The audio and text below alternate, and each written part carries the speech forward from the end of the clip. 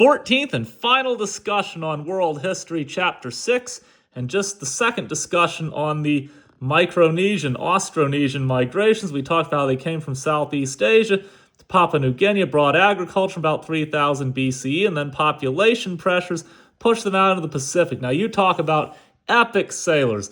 The Pacific Ocean covers about a third of the world. I mean, it's just vast. It's a massive ocean.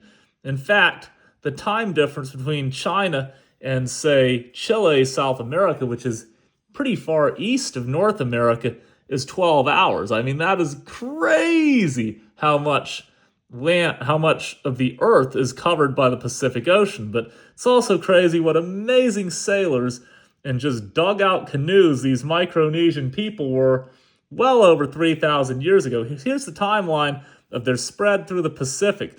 1500 BCE, they reach Vanuatu and New Caledonia, and then by 1300 BCE, Fiji, and by 1000 BCE, Samoa and Tonga. Interestingly enough, they're contemporaries on the complete opposite side of the world in the same exact time period where the Phoenicians from 1200 to 800 BCE, we talked about them in chapter 2, all over the Mediterranean and the Atlantic from modern-day England to the Gulf of Guinea, West Africa. So talk about epic sailors on opposite sides of the world, but this is crazy. The Pacific Ocean, you got to be skilled to sail that. By the late centuries of BCE, they reached Tahiti and the Marquesas, and from there, they launched explorations into the most remote triangle of the Pacific, reaching Hawaii probably around 300 CE, also Easter Island around 300 CE, and New Zealand around 700 CE.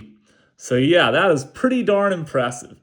Anyway, with this branch of we already talked about what the other branches did. There was one branch that went to Madagascar. I'm going to do a brief little digression into geography, then we'll briefly discuss Lapita, and that'll be it. So you got Melanesia here in the South Pacific. Then more in the North Equatorial Pacific, you got Micronesia. Think Guam, Mariana Islands, Marshall Islands, and then Polynesia's way out here. I call it the Deep Pacific. You can think Hawaii and Easter Island and Tahiti. But anyway, this civilization in yellow is what they call Lapita Society. And that's named after a beach in New Caledonia.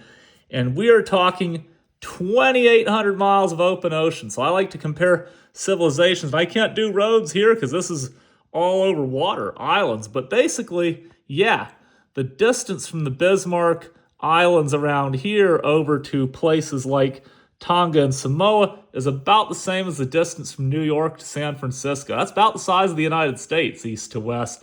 2,800 to 3,000 miles of just open Pacific islands. And that's not to say anything of the stuff out here. This is just Lapita, which was this trading community that was at its peak between 1600 and 500 BCE. So they were absolutely contemporaries with the completely unrelated opposite side of the world, Phoenicians, 1200, 800 BC. I always find that fascinating. But anyway, they had agricultural villages on all these islands, and you had fish and seaweed to supplement it. Pottery was a big trading item, and so was high-quality obsidian because it was only available on a few islands. But after about 500 BCE, the Lapita trade networks fell into disuse, and this is probably because the settlements grew large enough to support themselves without having to trade with all the other islands. And most of these became hierarchical chiefdoms where leadership passed from a chief to his eldest son, and although ambitious subordinates often would cause turmoil, wanting power for themselves, they could also migrate to other islands, hence